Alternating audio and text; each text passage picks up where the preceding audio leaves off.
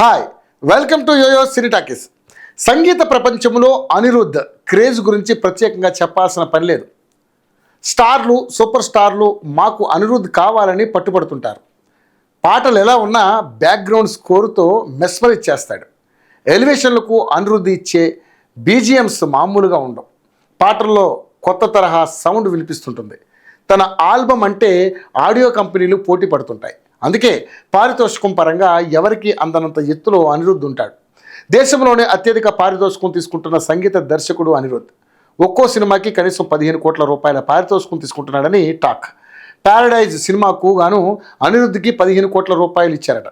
ఆ cinema audio rights 18 కోట్లకు అమ్ముడుపోయాయి. అలా అనిరుద్ధ్పై పెట్టిన పెట్టుబడి తిరిగి వచ్చేసినట్లయింది. ఇక తమన్ ఒక్కో సినిమాకి 7 నుంచి 8 కోట్ల రూపాయలు అందుకుంటాడని తెలుస్తోంది. దేవిశ్రీ 10 కోట్ల రూపాయలు డిమాండ్ చేస్తున్నాడు. పుష్పతో వచ్చిన రేంజ్ అలాంటిది. దేవిశ్రీ టీంలో ఉన్నాడంటే ఆ ఆడియో రైట్స్ ముందుగానే అమ్ముడైపోతాయి. ఆల్బంలో కనీసం 2 హిట్ సాంగ్స్ అయినా ఉంటాయన్న భరోసా ఉంది. ఇదివరకు రెహమాన్ ఆడియో అంటే భలే డిమాండ్ ఉండేది. అది క్రమంగా తగ్గిపోతుందని మార్కెట్ వర్గాలు చెబుతున్నాయి. ఎందుకంటే రెహమాన్ నుంచి ఇటీవల సరైన పాటే రాలేదు. ఆయన సౌండింగ్ ఇంటర్నేషనల్ స్థాయిలో ఉండొచ్చు గాక, కానీ ఇప్పటి మాస్కి అవి అందనంత దూరంలో ఉంటున్నాయి.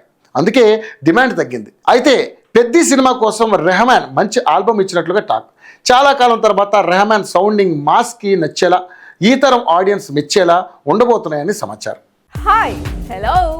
మెస్మరైజ్ చేసే మూవీ ముచ్చట్లు, రిలీజ్ అయిన వెంటనే రివ్యూస్, మీ అభిమాన తారల రియల్ స్టోరీస్, సినిమా సమాచారం ఏదైనా క్షణాల్లో మీ చెంతకు.